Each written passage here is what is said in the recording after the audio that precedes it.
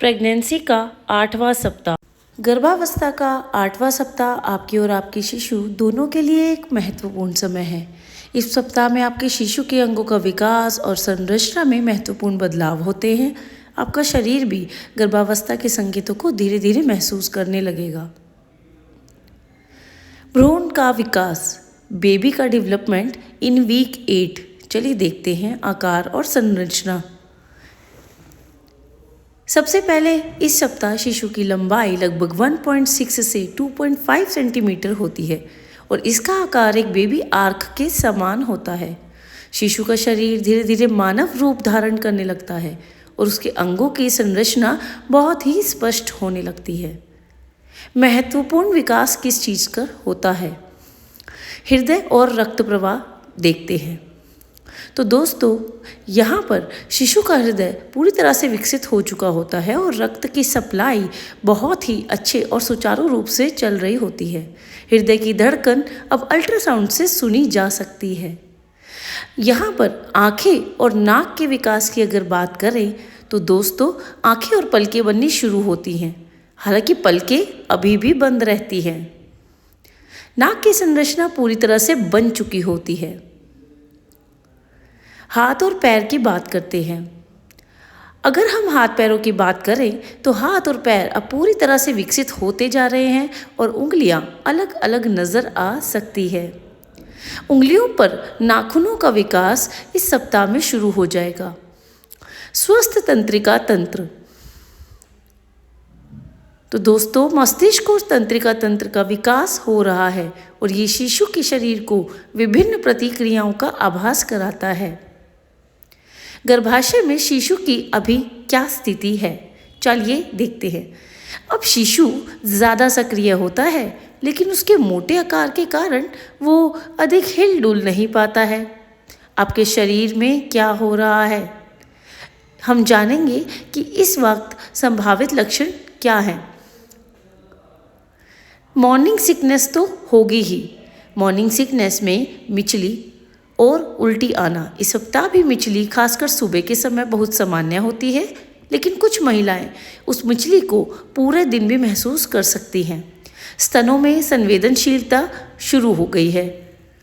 स्तन भारी और अधिक संवेदनशील हो सकते हैं। इसी वजह से आपको सामान्य गतिविधियों जैसे कि चलने में या लेटने में असहजता महसूस हो सकती है। अधिक थकावट की बात करते हैं। अधिक थकावट और थकान शारीरिक और हार्मोनल बदलाव को कारण होगा। थकान और सुस्ती की भावना बहुत ज़्यादा अधिक महसूस हो सकती है। मूड स्विंग्स और भावनात्मक उतार चढ़ाव भी हो सकते हैं। हार्मोनल परिवर्तन के कारण आपको मानसिक अस्थिरता, बेचैनी और गुस्सा महसूस हो सकता है। पेट में ऐंठन और हल्का सा दर्द बना रह सकता है।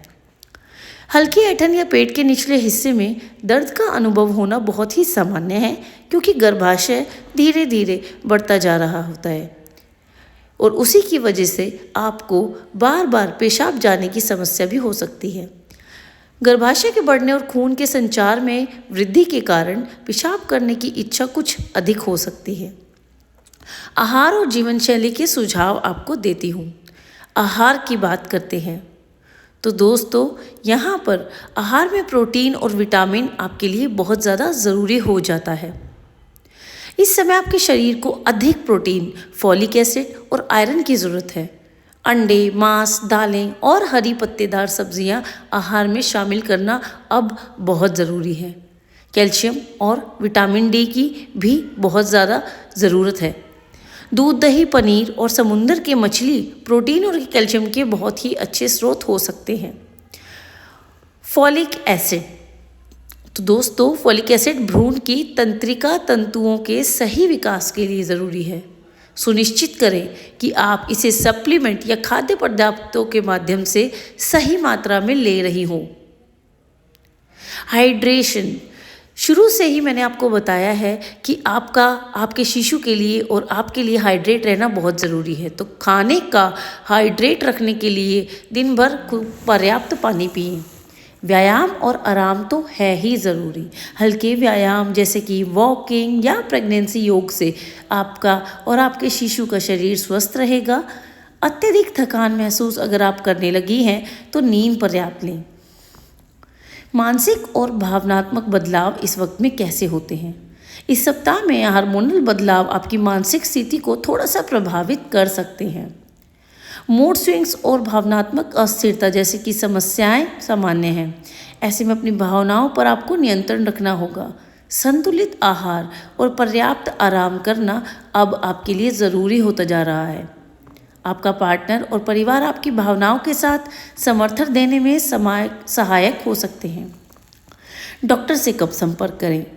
यदि आपको निम्नलिखित लक्षण महसूस हों तो आप डॉक्टर से संपर्क कर सकती हैं, जैसे कि भारी रक्तस्राव या फिर आपको कुछ ऐंठन सी महसूस हो रही हो लेकिन ज़्यादा, लगातार और गंभीर मिचली और उल्टी जिसके कारण पानी की कमी हो सकती है, चक्कर आना, बेहोशी या अत्यधिक कमजोरी महसूस होना, या फिर पेट में बहुत ज़्यादा दर्द या निचले हिस्से में दर्द हो तो आप डॉक्टर से मिल सकती हैं।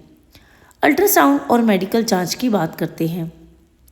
डॉक्टर इस सप्ताह अल्ट्रासाउंड कर सकते हैं जिससे भ्रूण की धड़कन की स्थिति और उसकी वृद्धि का निरीक्षण किया जा सकता है। गर्भावस्था के नियमित रक्त परीक्षण भी इस सप्ताह किए जा सकते हैं जिससे कई पोषक तत्वों और हार्मोनल स्थितियों की जांच भी की जाएगी। इस वीडियो का सारांश मैं आपको दे देती हूँ। दोस्तों, गर्भावस्था का 8वां सप्ताह आपके शिशु के अंगों के विकास का एक और महत्वपूर्ण चरण होता है। इस समय शिशु का आकार थोड़ा और बढ़ जाता है और आपके शरीर में बहुत सारे बदलाव महसूस हो सकते हैं। तो ध्यान रखें कि आप संतुलित आहार खाती रहें, पर्याप्त आराम करें और अपनी भावनाओं और शारीरिक बदलावों पर ध्यान दें। यदि किसी भी लक्षण या समस्या के बारे में चिंता हो तो तुरंत अपने अच्छे डॉक्टर से संपर्क कीजिए। खुश रहिए। धन्यवाद।